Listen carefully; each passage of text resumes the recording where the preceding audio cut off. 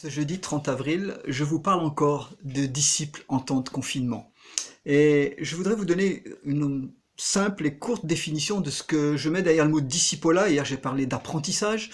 Et je considère le discipolat comme un processus qui nous permet d'amener les gens dans une relation juste avec le Seigneur, pour les faire grandir vers la maturité pratique en Christ, au moyen de stratégies que nous avons intentionnellement préparées pour cela, jusqu'à ce que ces personnes soient capables de multiplier elles-mêmes le processus avec d'autres. Je le répète encore, on est disciple quand on est capable de reproduire.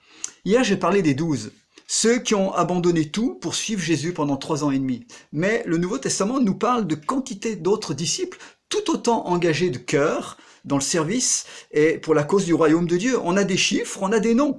Par exemple, on nous parle de 70 disciples dans l'Évangile. À la Pentecôte, on nous parle de 120. Plus tard, Paul dira que 500 témoins ont vu Jésus-Christ ressuscité en même temps. Le Nouveau Testament nous parle de Marie, Marthe et Lazare, qui accueillaient Jésus avec toute son équipe dans leur maison et qui étaient des disciples engagés. Zachée, le collecteur d'impôts, a reçu Jésus, il s'est converti de façon radicale, mais Jésus l'a laissé dans son milieu corrompu pour être un témoin. Et puis je peux encore parler de Joseph d'Arimathée, un disciple en secret, nous dit la fin des évangiles, mais très influent au niveau des autorités locales, au niveau même du gouverneur romain Pilate, au point que c'est lui qui a pu récupérer en quelques minutes, quelques heures, le corps de Jésus pour l'ensevelir avant l'entrée du Shabbat. Bref, nous avons tous une vocation. Nous sommes tous appelés à une destinée, à un service, à une mission dans ce monde. Comme le dit encore la parole de Dieu, il y a des œuvres préparées d'avance pour chacun d'entre nous, y compris en temps de confinement. Alors voyez-vous, je crois qu'on a une vision parfois trop erronée de ce que c'est que des disciples. Je donne 2 dangers. Par exemple, on a eu parfois une vision trop focalisée sur l'intérieur de l'Église. On pense que le disciple, c'est celui qui est engagé dans telle activité ou dans tel service. C'est bien et c'est bon, mais c'est pas suffisant. Le danger numéro 2, c'est notre vision de l'Église souvent en Occident. Pour beaucoup, l'Église est faite pour les croyants. Elle doit donner des prestations, pour des services envers ceux qui sont sauvés. Excusez-moi si je vous choque, mais c'est tout à fait l'inverse. Nous sommes pour Dieu et pour les autres. Et en fait, c'est nous l'Église. L'Église ne nous doit rien, mes amis. C'est nous qui nous devons pour les autres. Est-ce qu'on a bien compris?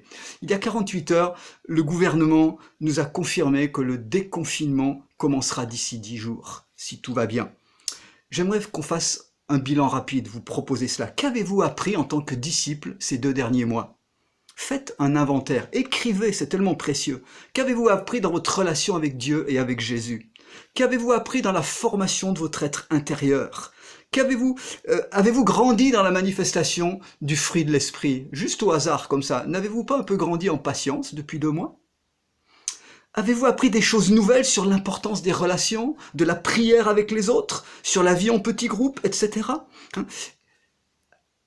Tout ça, c'est fait pour être utilisé demain, chers amis.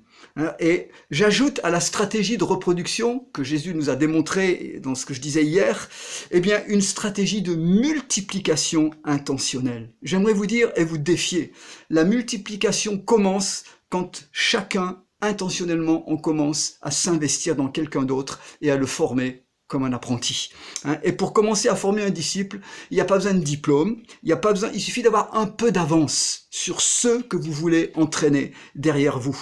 Bien sûr, la Bible vous sera très précieuse, vous aurez à progresser, mais vous pouvez commencer très vite avec quelqu'un qui en sait un peu moins que vous. C'est pas une question de taille d'église, c'est une question de vision.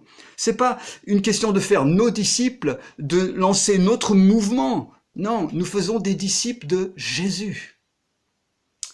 Paul a dit à Timothée, ce que tu as entendu de moi, confie-le à des hommes fidèles, capables de l'enseigner aussi à d'autres. Vous voyez, toujours cette chaîne de reproduction.